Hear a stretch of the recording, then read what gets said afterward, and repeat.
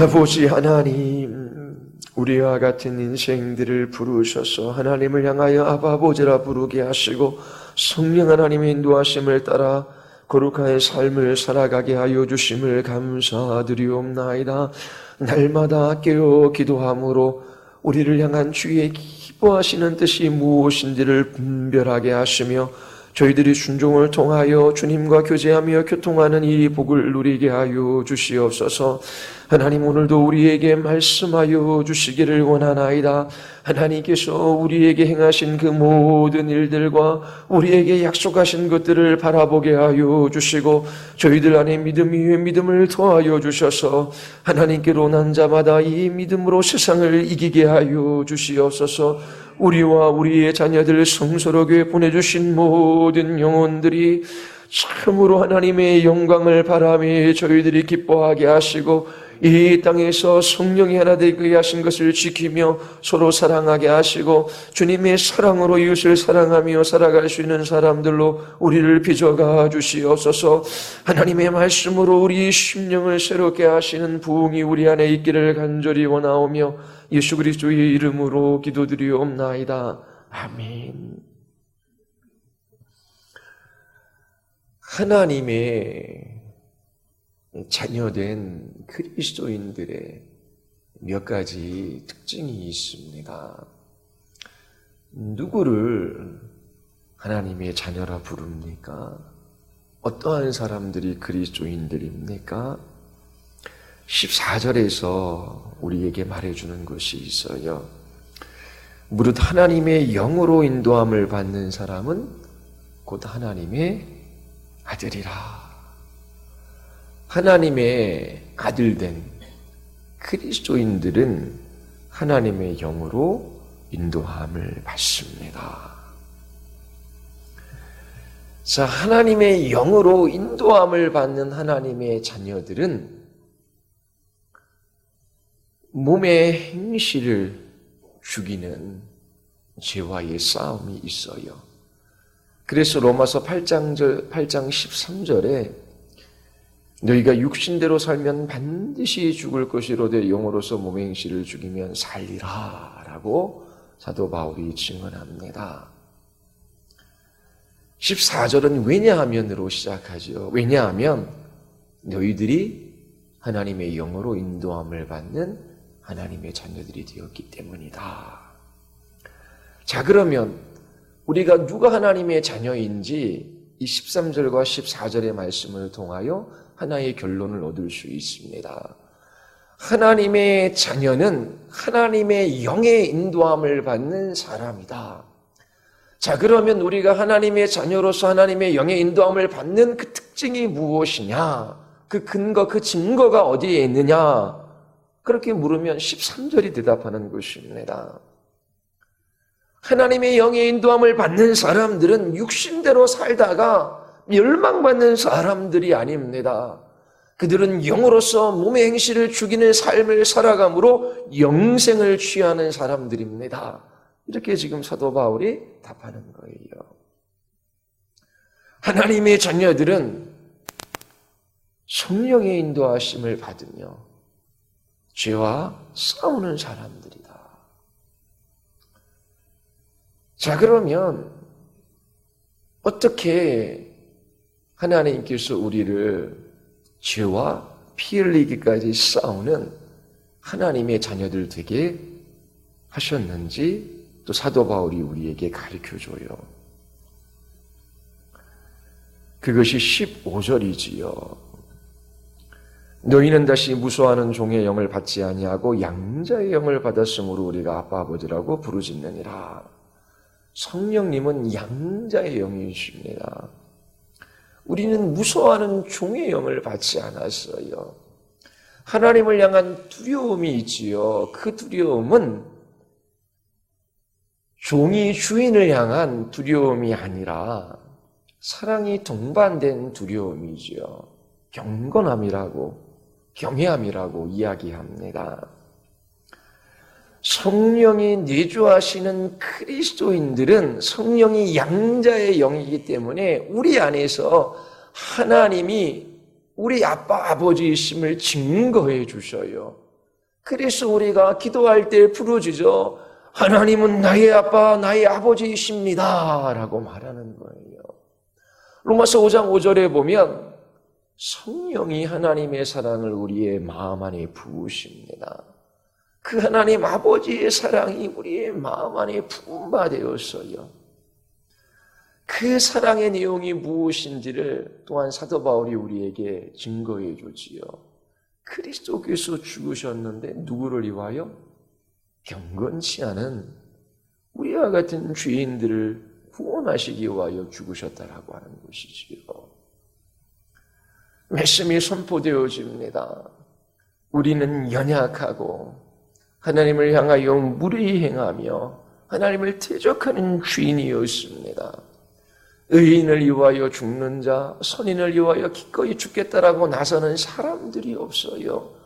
그런데 하나님의 아들이신 예수 그리스도께서 우리와 같은 경건치 않은 죄인들을 구원하시기 위하여 십자가에서 그 생명을 내어주셨습니다. 그러한 복음이 선포되어질 때에 그 사랑이 우리의 마음 안에 부어지는 것이지요. 하나님의 사랑이 경험되어져요. 그리고 우리 안에 하나님을 향한 친밀함이 생기는 것이지요. 자, 이와 같은 하나님의 자녀들의 마음에 변화가 있었어요. 그들은 이제 하나님이 기뻐하시는 것을 기뻐하게 됩니다. 하나님이 중요하게 여기는 것을 중요하게 생각해 하나님이 슬퍼하시는 일을 슬퍼해요. 하나님이 미워하시는 죄를 미워하게 돼요. 성령께서 우리의 마음의 변화를 일으켜 주신 것이지요. 하나님의 사랑을 부으셔서 하나님을 향하여 아바 아버지라 부르짖게 하시며 이제 하나님이 미워하시는 죄를 미워하고 하나님이 기뻐하시는 선을 따라 살아가게 하시는 거예요.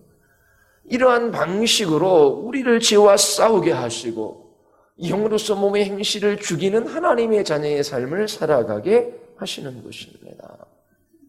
자, 그러면 사도 바울이 로마에 있는 그리스도인들에게 하나님의 자녀가 누구인지를 이야기하는데 무엇을 이야기하는지 우리가 배웠어요.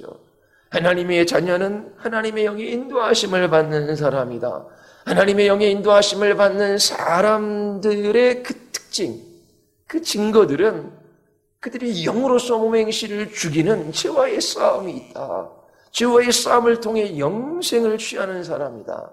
자, 그러면 우리가 어떻게 이렇게 죄와 싸울 수 있게 되었는가? 성령께서 하나님의 사랑을 우리의 마음 안에 부으셔서 하나님을 향하여 아바 아버지라 부르짖게 하셨다. 그래서 하나님이 기뻐하시는 것을 기뻐하고 하나님이 슬퍼하시는 것을 슬퍼하고 하나님이 미워하는 것을 우리도 미워하게 되었다. 그래서 우리는 자발적으로 기꺼이 이 죄와 싸우며 하나님의 말씀에 순종하는 거룩한 삶을 살아가기를 원하는 것입니다. 바로 이들이 하나님의 자녀예요. 단지 나 예수님 믿고 천국 가요.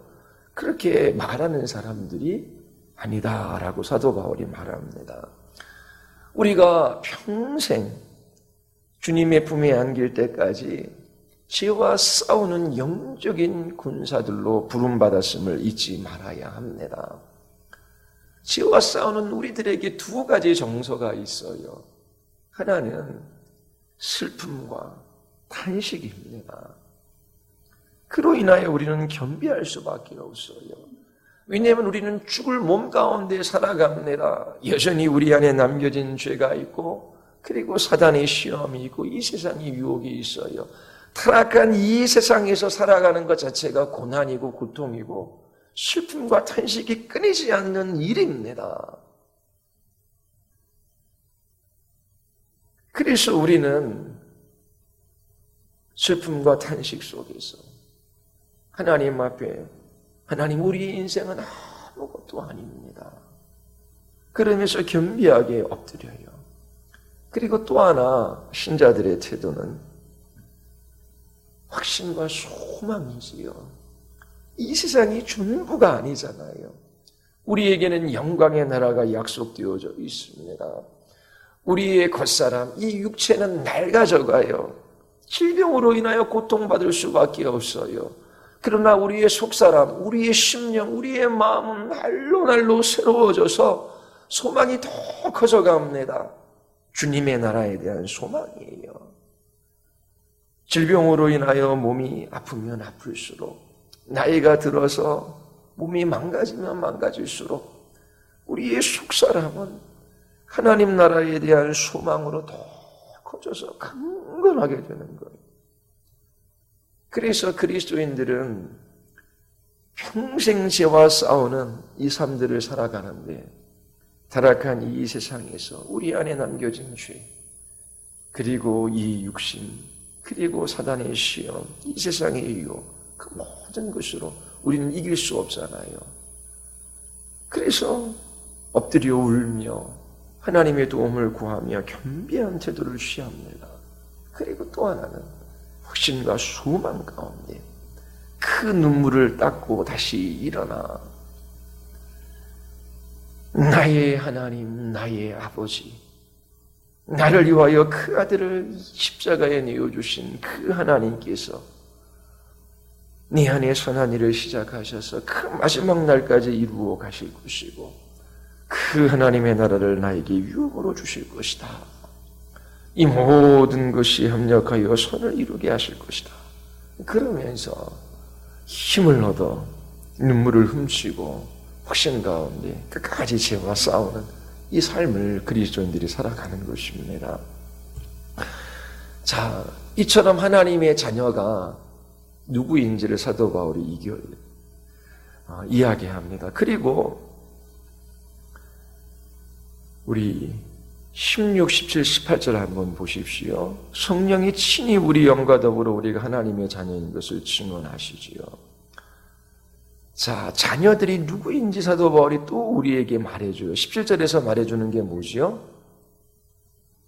우리는 자녀이면 누구다? 상속자 곧 하나님의 상속자여 그리스도와 함께한 상속자다. 자녀들은 이제 하나님의 상속자가 되었어요. 하나님의 상속자가 된 사람들에게 두 가지가 주어져요. 하나가 뭐지요? 영광입니다. 그리스도와 함께 영광을 받아요. 그리고 또 하나는 뭐예요? 그리스도와 함께 고난도 받아야 한다.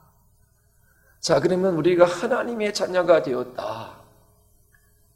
성령 하나님의 인도하심을 받는 사람이 되었다라고 하는 것이고, 성령의 인도함을 받는 사람은 죄와의 싸움이 있어요.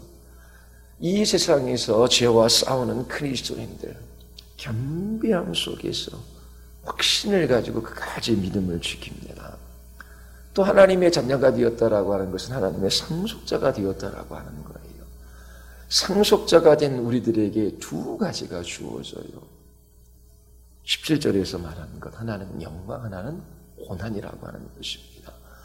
영광을 받는다라고 하는 것은 너무나 좋지만 자녀된 우리에게 고난이 있다라고 하는 것은 두려운 일이기도 하지요. 그런데 하나님께서 우리에게 두려움을 주시기 위하여 자녀된 너희들에게 고난이 있을 것이다 라고 협박하는 게 아니겠지요. 그 고난도 그리스도 안에 있는 우리에게는 좋은 것입니다. 자, 그러면 하나님께서 우리에게 상속해 주시는 것이 있는데 그것이 무엇일까요? 이 땅에서는 기쁨과 슬픔, 즐거움과 고통, 눈물과 환희, 그런 것들이 함께 섞여져 있어요. 그리고 우리는 이 세상을 위하여 지음받은 사람들이 아니기 때문에 이 세상에 있는 것이 우리의 영혼에 참된 만족이 될 수가 없습니다. 그리스도인들은 이 세상에서 불편한 여인 속에서 하룻밤 머무는 것 같고, 옷에 잘 맞지 않는, 몸에 잘 맞지 않는 옷을 입고 살아가는 것과 같아요. 그냥 이 세상에서의 삶이 나한테 딱 맞아떨어지가 않아요. 불편한 것입니다. 그런데 우리에게 소망이 있어요. 우리는 이 소망으로 말미암아 현재의 고난, 이 고통을 다루어 나갈 수 있어야 합니다. 자, 우리의 소망이라고 하는 것, 그리스도와 함께 공동의 상속자가 되었다라고 하는 것입니다. 하나님께서 우리에게 상속해 주시라고 약속한 것이 너무나 크고 위대해요. 그래서 하나님께서 우리에게 무엇을 상속하시는지 그 약속의 말씀을 바라볼 때에 이 땅에 있는 것이 무슨 일이 일어나든지 사소하게 보이고 무슨 일이 일어나든지 그것은 하찮게 보여요. 그래서 예전에도 말씀드린 적이 있지만 제가 청년사역 할 때에 그렇게 너무 슬퍼하지도 말고 너무 고통해하지도 말고 너무 힘들어하지도 말아라. 이 땅에 있는 그 모든 것들을 중요하게 여기지 말아라. 사소하고 하찮게 좀 여겨라. 뭐 인생에 일어날 수 있는 것이 죽음밖에 더 있겠느냐. 죽는 것도 우리에게 유익인데 죽음보다 더한 고통이 있다라고 하더라도 그것을 중요하게 여기거나 그리고 너무 크게 여기지 마라. 왜요? 우리에게 하나님의 약속이 있어요. 하나님의 자녀인 우리에게 주실 받을 상속이 있기 때문에 그럽니다. 그래서 우리는 이 세상에 무슨 일이 일어나든지 그것 때문에 놀래거나 힘들어할 필요가 없어요. 늘 말씀드리잖아요. 무슨 일이 일어나든지 아무리 내 생각 중에 최악의 일이 일어나든지 그리스도인들에게 나쁜 것은 하나도 없어요. 정말입니다. 그런데 그리스도로부터 멀어지면 멀어질수록 하나님과의 교제가 없고 이 세상에 파묻혀 살아가면 살아갈수록 이 땅에 있는 것이 너무나 커 보이고 너무나 중요해 보이고 그런 것들이 없으면 죽을 것 같은 고통을 경험하는 거예요. 그래서 이 땅에 있는 것이 너무 커 보이고 중요해 보이고 그리고 내가 지금 당하는 아픔 때문에 너무 힘들다면 내가 하나님으로부터 멀어져 있구나. 내가 주님과의 교제가 없는 삶을 살아가는구나. 그렇게 생각해도 맞아요. 주님과 교제하며 주님과 가까이 하는 삶을 살아가며 주님의 뜻이 무엇인지를 분별하고 그렇게 하나님 앞에 살아가는 사람들에게 있어 이 땅에 있어 일어나는 그 모든 일들 중 나쁜 것은 없어요. 그렇게 믿어지고 또 하나님께서 정말 그 모든 일들을 통해서 우리에게 선을 이루시는 것을 경험할 수 있는 겁니다. 자, 그러면 우리가 상속받는 것이 무엇이겠습니까? 로마서 4장 13절에 보면 아브라함이나 그 후손에게 세상의 상속자가 되리라 하신 언약은 율법으로 말미암은 것이 아니요 오직 믿음의 의로 말미암은 것이니라. 자, 아브라함과 그의 후손에게 하나님께서 약속해 주신 것이 있어요. 너희는 세상의 상속자가 되리라. 자, 그럼 우리도 아브라함의 후손이잖아요. 그럼 우리에게 약속하신 것이 있어요. 우리가 하나님의 상속자인데 무엇을 상속받아요? 세상을 상속받는데요. 시편 24편 땅과 거기에 충만한 것과 세계와 그 가운데 사는 자들은 다 여호와의 것이로다. 고린도서 3장 21절 그런즉 누구든지 사람을 자랑하지 말라 만물이 다 너희의 것임이라. 세상과 땅과 거기에 충만한 모든 것 만물이 하나님의 자녀인 우리에게 상속되어질 것을 하나님은 약속해 주셨어요. 자, 이것이 의미하는 실제적 의미가 무엇인지 사경에 말씀드렸지요. 존재하는 모든 것들, 온 하나님의 창조 세계가 하나님의 자녀들의 행복을 위하여 봉사하게 된다라고 하는 의미입니다. 하나님의 자녀된 우리는 그것을 이 땅에서부터 경험하게 돼요. 로마서 8장 35절에 보면 누가 우리를 그리스도의 사랑에서 끊으리요? 환난이나 곤고나 박해나 기근이나 적신이나 위험이나 칼이랴. 그리스도인들에게 환난, 곤고, 박해, 기근, 적신, 위험, 칼 있다라고 하는 것이잖아요. 이것이 우리를 그리스도의 사랑에서 끊을 수 없어요. 우리는 환난도 곤고도 박해도 기근도 이길 수 있는 힘이 없어요.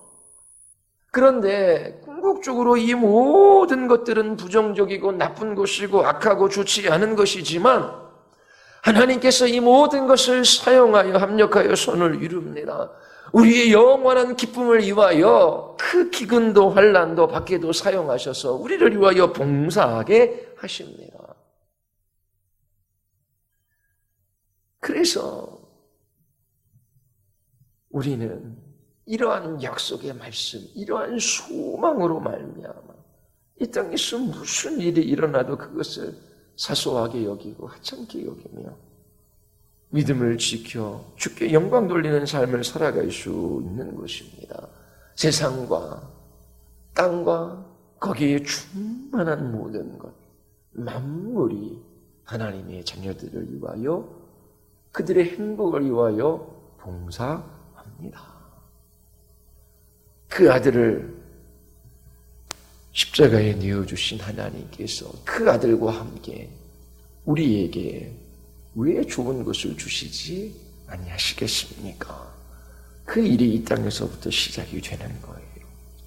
그리고 두 번째, 하나님께서 우리에게 상속해 주시는 것은 하나님 자신이지요. 우리가 하나님보다 하나님이 창조하신 피조 세계를 더 기뻐하고 더 즐거워하고 그것을 사랑한다면 우상 숭배자가 될 수밖에 없을 거예요. 또한 그로 말미암아 우리가 믿음으로 서 있는 은혜에 들어감을 얻었으니 하나님의 영광을 바라고 즐거워하느니라. 신자들은 하나님의 영광을 바라고 즐거워하는 이 복을 누리고 있습니다. 이 땅에 하나님이 창조하신 그 모든 세계에 아름답고 위대하고 탁월한 것 다 하나님으로부터 나온 것이고 그 모든 것은 하나님을 가리키고 있어요.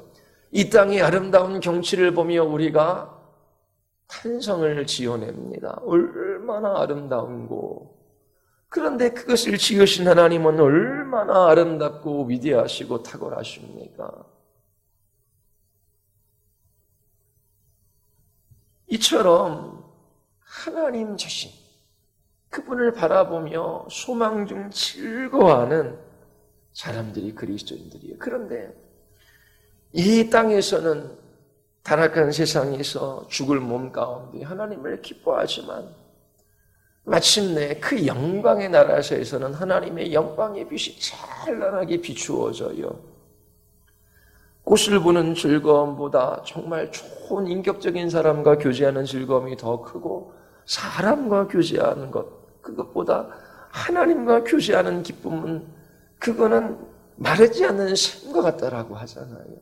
그러니까 천국에서 하나님을 기뻐하고 즐거워하는 것은 영원히 지속될 뿐만 아니라 그 깊이와 넓이가 더해져 가는 것입니다. 교회의 가장 큰 소망이 무엇인지 계시록 21장 3절이 기록하고 있어요.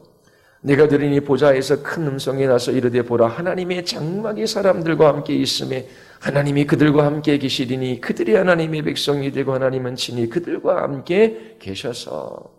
이게 큰 소망이에요. 하나님이 나의 하나님, 그리고 나는 하나님의 백성, 하나님이 우리와 함께 하시는 이것을 신약 백성들이 소망이에요. 구약의 백성들도 그토록 소망했던 것이 이거예요. 하늘에서는 주의 누가 내게 있으리요 땅에서는 주밖에 내가 사모할 자 없나이다. 내 육체와 마음은 쇠약하나 하나님은 내 마음의 반석이시요 영원한 분깃이시다. 이 땅에 있는 그 모든 아름답고 탁월하고 위대한 것, 하나님께서 우리의 행복을 위하여 그 모든 것들이 봉사해요. 부정적이고 나빠 보이는 것도 우리의 행복과 즐거움, 영원한 기쁨을 위하여 봉사하게 하시지요. 그런데 하나님께서 창조하신 이 세상, 땅과 땅에 충만한 모든 것, 그것을 넘어서서 하나님 자신을 우리에게 주시는 것이지요. 이것이 우리에게 최고의 상속입니다. 그 하나님을 영원토록 즐거워하며 살아가게 하셔요. 이것이 우리에게 상속되는 것입니다. 세 번째는 구속받은 영광스러운 몸이에요. 자, 우리는 죽을 몸 가운데 살아가고 죄가 남겨져 있어요. 모든 것들이 제약이 있어요. 그런데 주님 다시 오실 날 우리에게 약속된 것은 주님과 같은 부활체의 몸이에요. 왜 부활체의 몸을 우리에게 주십니까? 하나님께서 육체와 영혼, 그 둘이 함께 있는 걸 인간이라 그러시지요. 그러면 하나님께서 태초에 창조하셨던 그 인간보다 더 복된 인간으로 우리를 새롭게 하시는 거예요. 그렇게 하는 건 더 깊고 더 높고 더 충만한 기쁨을 누리게 하시기 위함입니다. 그래서 우리에게 부활체의 몸을 주셔요. 그때 우리는 이 세상의 모든 제약, 질병, 고통, 눈물로부터 해방되어집니다. 로마서 8장 22절과 23절을 한번 보십시오. 피조물이 다 이제까지 함께 탄식하며 고통을 겪고 있는 것을 우리가 아느니라. 그뿐 아니라 또한 우리고 성령의 처음 익은 열매를 받은 우리까지도 속으로 탄식하며 될 것 곧 우리 몸의 속량을 기다리느니라. 세상의 모든 창조 세계가 탄식할 뿐만 아니라 그리스도인 하나님의 자녀인 우리에게도 탄식이 있대요. 왜요? 이 죽을 몸 가운데 살아가기 때문에. 그래서 모든 그리스도인들이 이 몸의 속량, 이 몸이 구속받을 그 영광스러운 날을 기다리고 있는 거예요. 하나님께서 우리에게 주시는 것, 그리스도와 같은 그러한 영광스러운 몸을 우리에게 주실 것을 약속해 주셨어요. 그래서 우리는 하나님의 아들과 같은 형상으로 그렇게 바뀌어서 하나님의 영광을 기뻐할 수 있게 되는 것입니다. 자, 자녀로 우리에게 약속하신 것 세 가지. 세상, 땅과 거기 충만한 모든 것, 하나님이 지으신 만물이 다 우리의 것이 되어 우리의 기쁨, 행복을 위하여 봉사하게 됩니다.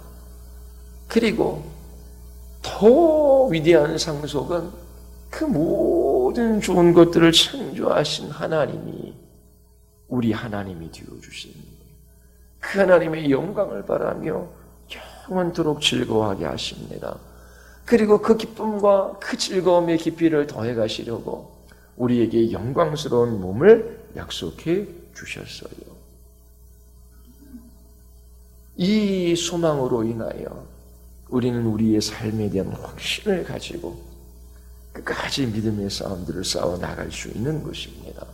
우리의 속사람이 강건해지는 거예요. 자, 그런데 그리스도와 함께 영광을 받기 위하여 무엇도 받아야 된다? 고난도 받아야 한다라고 말씀하셔요. 자, 고난이라고 하는 것은 좋은 게 아니지요. 누가 고난을 원하겠습니까? 그런데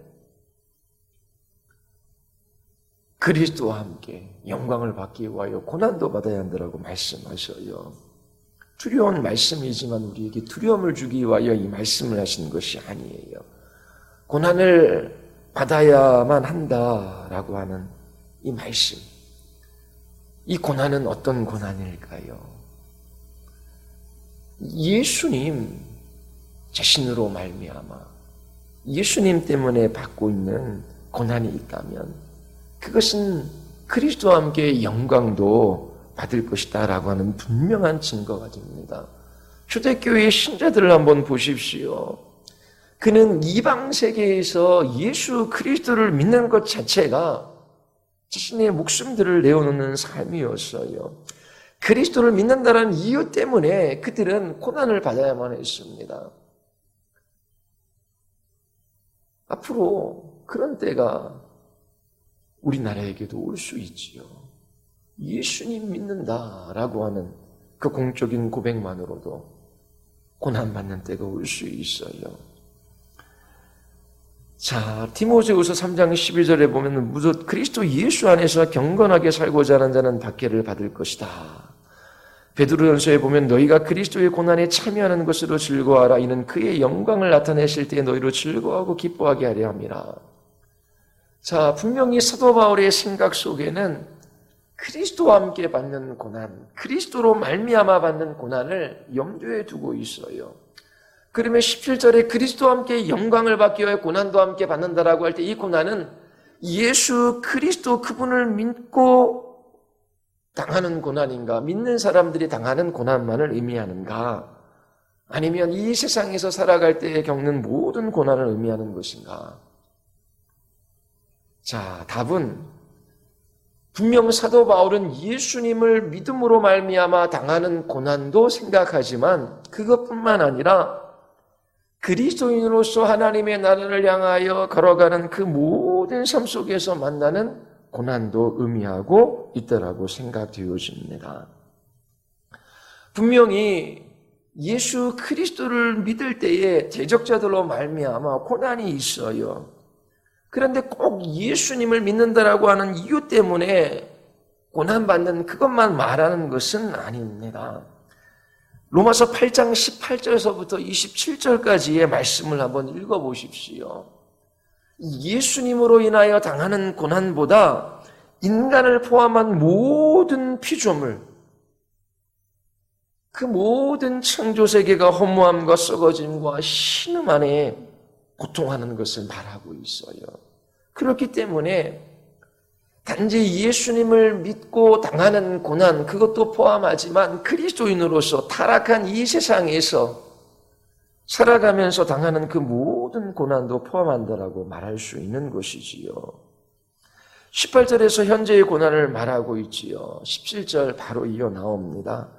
18절에서 말하는 현재의 고난은 20절에서 얘기하는 허무한 것에 굴복하는으로부터 오는 고난, 이것을 말하고 있는 거예요. 자, 몸의 속량을 기다리는 우리가 어떻게 해요? 탄식하잖아요. 신음하잖아요. 고난이 있잖아요. 모든 피조물들과 함께. 그래서 우리는 사도 바울이 그리스도와 함께 영광을 받기 위하여 고난도 받아야 하리라. 이 고난은 단지 박해로 오는 고난뿐만 아니라 타락한 피조 세계 속에 넓게 퍼져 있는 그 고난도 함께 말하고 있음을 우리가 여기서 볼 수 있습니다. 자, 그리고 왜 그 고난이라는 것이 예수 그리스도를 믿을 때에만 오는 그 고난이 아니라 피조 세계에 넓게 퍼져져 있는 고난이라고 우리가 보냐면, 예수님을 믿음으로부터 오는 박해로 인한 고난이든지, 아니면 질병으로부터 오는 고난이든지, 자연재해로부터 오는 고난이든지, 사단의 공격으로부터 오는 고난이든지, 그런 고난이 우리에게 주어졌을 때에 신자들을 위협하는 목적은 다 동일합니다. 뭡니까? 하나님의 주권적인 선하신 통치에 대한 믿음을 파괴하는 거예요. 예수님을 믿었어요. 그런데 예수님 믿는다라는 이유 때문에 장사도 할 수 없고 동네 사람들이 핍박하고 공동체로부터 쫓겨나요. 자, 그러면 내가 계속 예수님을 믿어야 할까? 내가 예수님 믿는데 왜 이렇게 힘든 일들이 많이 생기나? 오히려 예수님 믿지 않으면 이런 어려움이 없을 텐데, 지금 고난 때문에 하나님을 선하시지 않다라고 하는 의심이 들 수밖에 없는 것이지요. 예수님을 믿다가 당하는 고난, 그 목적, 하나님의 주권적인 선하심에 대한 믿음을 파괴하는 것입니다. 그런데 예수님을 잘 믿는데 막 자연재해가 있어요. 태풍으로 집이 다 파괴되어지고, 또 예수님 잘 믿는데 막 질병이 와요.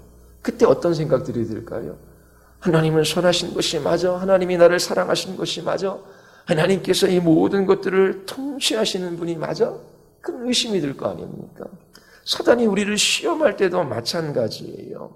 그래서 문제는 내가 예수님을 잘 믿어서 예수님 믿는다는 이유 때문에 이 세상이 나를 핍박함으로 내가 고난받는 것이든지, 아니면 자연재해나 육체의 질병으로 인하여 고난받든지, 아니면 사단의 시험과 공격으로 말미암아 고난을 받든지, 그것은 그렇게 중요한 것이 아니에요. 왜냐하면 모든 고난이 우리를 위협해서 하나님의 주권적인 선하신 통치에 대한 그 믿음을 뒤흔들어 놓기 때문에 그래요. 그래서 정말 중요한 것은 고난이 올 때에 우리가 장차 나타날 영원한 영광을 바라보느냐라고 하는 것입니다. 이것이 중요한 문제입니다. 그리스도인들에게 고난이 있어요. 그리스도인뿐만 아니라 모든 피조세계가 탄식하며 살아가요. 사도 바울은 영광을 받기 위하여 고난을 받아야 한다라고 말합니다. 하나님께서 우리에게 이 세상에서 살아가게 하시고 타락한 이 세상에서 고난을 받게 하셔요. 자, 그 이유가 무엇일까요? 로마서 5장 3절에 보면 환난 중에도 즐거워하니 이는 환난은 인내를.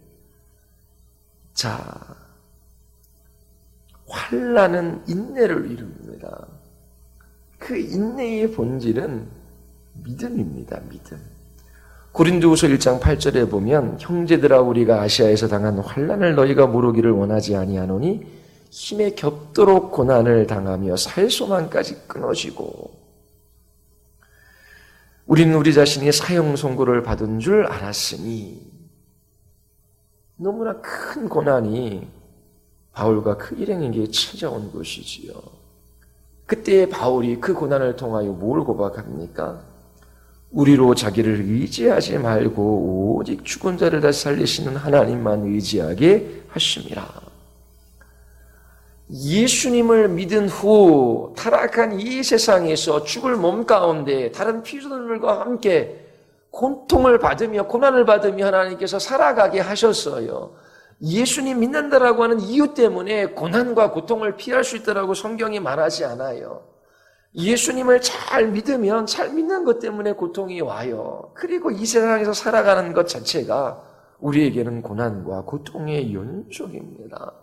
왜 고난만은 이 세상에서 살아가게 하셔요? 왜 고난을 제거해 주시지 않아요? 날마다 자신은 의지의 대상이 아니고 이 세상에 있는 그 누구도 의지의 대상이 아니고 오직 죽은 자를 다시 살리시는 하나님만 우리의 의지의 대상이라고 하는 사실을 깨닫게 해 주십니다. 고난이 우리에게 가져다 주는 유익이에요. 여러분 한번 생각해 보세요. 고난도 고통도 문제도 어려움도 없는 그런 때가 있었어요. 그런 때에 정말 하나님 앞에 상하고 애통한 심령으로 눈물을 흘리며 기도하셨습니까? 그리고 하나님이 주신 그 물질과 시간과 건강, 그 주신 모든 좋은 것으로 주의 나라를 위하여 더 힘써 사셨습니까? 그렇게 살기가 쉽지가 않아요. 그래서 고난은 우리에게 정말 의지할 분 하나님밖에 없구나, 그것을 생각나게 하는 거예요. 고난이 없으면 약속의 말씀을 붙들지를 않아요. 고난이 없으면 정말 이 세상과 비교할 수 없는 그 놀라운 상속이 우리에게 주어질 것이다 라고 하는 그것도 바라보지 않아요. 고난이 없으면 하나님을 사랑하는 대신 이 땅에 있는 것들을 더 의지하고 사랑하고 그리고 그것들을 섬기는 무상숭배자의 삶을 살아갈 수밖에 없습니다. 그래서 고난은 우리에게 나쁜 것이 아니에요. 힘들고 어렵고 마음 상하고 그런 일들이 생기면 감사하십시오. 왜냐하면 하나님, 정말 하나님만 의지하게 하시고 또 이 세상이 아니라 우리에게 주어질 그 영광의 나라, 우리에게 상속될 그 약속의 말씀들을 바라보게 하시니까요. 그래서 이전에 경험해보지도 못하고 알지도 못했던 우리의 소망을 더 크게 하셔서 우리의 속사람을 강건하게 하시는 그런 놀라운 은혜의 기회가 되니까요. 고난은 이 세상을 사랑하는 것으로부터 우리를 지켜주고 우리를 죽음에서 다시 부활하신 주님만 더욱더 의지하게 만듭니다. 사도행전 14장에 보면 제자들의 마음을 굳게 하여 이 믿음에 머물러 있으라 권하고 또 우리가 하나님의 나라에 들어가려면 많은 환난을 겪어야 할 것이다 라고 말합니다. 다른 길은 없어요. 힘들고 어려운 일, 그리고 아픈 일, 모든 걸 포함해서 고난, 고통이 찾아왔을 때 왜 나에게만, 왜 이런 일들이, 그러며 슬퍼하고 탄식하고 그리고 낭망할 필요가 없어요. 이 땅에서 나뿐만 아니라 모든 피조물들이 탄식하고 내 고통도 모든 피조물의 고통 중 한 부분임을 기억하십시오. 그리고 하나님께서 이렇게 고난 많은 이 타락한 세상에서 살게 하신 분명한 목적이 있잖아요. 고난을 통하여 하나님의 약속의 말씀을 붙들고 이 땅에 있는 것이 아니라 하나님만 더 의지하고 이 세상에 있는 것을 하찮게 여기고 주님이 우리에게 주실 그 위대하고 큰 상속, 그것들을 바라며 우리의 속사람이 강건해져서 주께 영광 돌리는 삶을 살아가게 하시기 위함입니다. 분명히 힘들고 어려운 일이 있을 때 그것을 인내하는 것은 어려운 일이에요. 그러나 바라보십시오. 우리를 위하여 십자가에서 달리신 예수 그리스도, 우리를 사랑하셔서 우리를 위하여 자기 몸 버리신 하나님의 아들을 바라보십시오. 그리고 그리스도와 함께 받을 상속, 땅과 땅과 거기에 충만한 모든 것, 그리고 하나님 자신, 그리고 부활체의 그 구속된 몸, 이 모든 것을 곧 우리에게 주실 것입니다. 그때에 사도 바울처럼 우리도 고백할 수 있게 돼요. 로마서 8장 18절 같이 한번 읽어볼까요? 다 같이 시작. 생각하건대 현재의 고난은 장차 우리에게 나타날 영광과 비교할 수 없도다. 비교할 수 없도다. 자기를 사랑해요. 그런데 그릇된 자기 사랑, 이 땅에 있는 것을 의지합니다. 이 땅에 있는 것을 사랑해요. 하나님께서 믿는 우리들은 반드시 그걸 다 깨놓으셔요. 그래서 이 땅에 있는 것은 하나님보다 더 사랑하거나 하나님보다 더 의지할 대상이 아니라는 것을 알게 하셔요. 거기에는 반드시 고난이 따릅니다. 그런데 그것은 우리에게 복이지요. 우리가 장차 우리에게 주어질 그 하나님의 기업의 영광의 풍성함을 바라본다면 바울처럼 현재의 고난은 장차 우리에게 나타날 영광과 비교할 수 없도다. 이 땅에 무슨 일이 일어나든지 그것을 사소하고 하찮게 여기며 그 모든 일들을 통하여 이루실 그 하나님의 선하신 역사들을 믿음의 눈으로 바라보며 우리가 끝까지 믿음의 삶을 살아갈 수 있게 되는 것입니다. 하나님께서 철저하게 자기 자신을 사랑하거나 의지하거나 자랑하거나 이 땅에 있는 것을 의지하거나 사랑하거나 자랑하는 것, 그리스도인이 된 사람이라면 다 뽑아내십니다. 그게 자기를 사랑하는 바른 길이 아니기 때문에 그래요. 그래서 고난을 통하여 이 영광을 바라보게 하시고 우리에게 주만 의지하게 하십니다. 이 복을 우리에게 주시는 거예요. 우리에게 약속하신 거예요. 이 놀라운 은혜와 복들을 여러분들이 누리며 그렇게 살아가시기를 바랍니다. 기도하시겠습니다. 우리 이 시간 기도할 때에 하나님의 자녀된 특징은 하나님의 영의 인도하심을 받는 사람이 되었다라고 하는 것이지요. 하나님의 영의 인도하심을 받는 증거는 영으로서 몸의 행실을 죽이는 것입니다. 억지로 그러한 삶을 살아가는 것이 아니지요. 하나님의 사랑이 우리의 마음에 부음받아 있기 때문에 하나님을 아빠 아버지라고 부르며 주님이 미워하시는 죄와 싸웁니다. 주님의 뜻을 따라 순종하며 살아가기를 원합니다.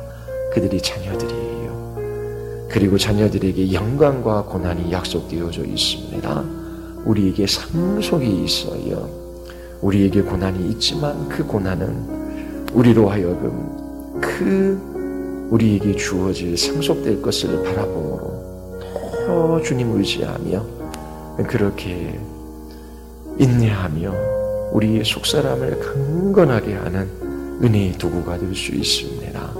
여러분, 무슨 일이 일어나든지 두려워하거나 겁내하거나 놀라지 아니하고 이처럼 우리에게 약속된 것들을 붙들고 여러분들이 믿음으로 이기며 이 복된 삶을 살아가시기를 바랍니다. 우리 같이 한번 기도할 때 하나님, 우리를 이러한 하나님의 자녀로 불러주셨사오니 날마다 기뻐하며 감사하게 하시고 또 이 놀라운 구속의 은혜 고통하며 이 타락한 세상 속에서 탄식하며 살아가는 사람들에게 전하게 하여 주시옵소서. 저희들도 이 복음을 알게 하여 주시옵소서. 우리 같이 한번 우리 기도하시겠습니다.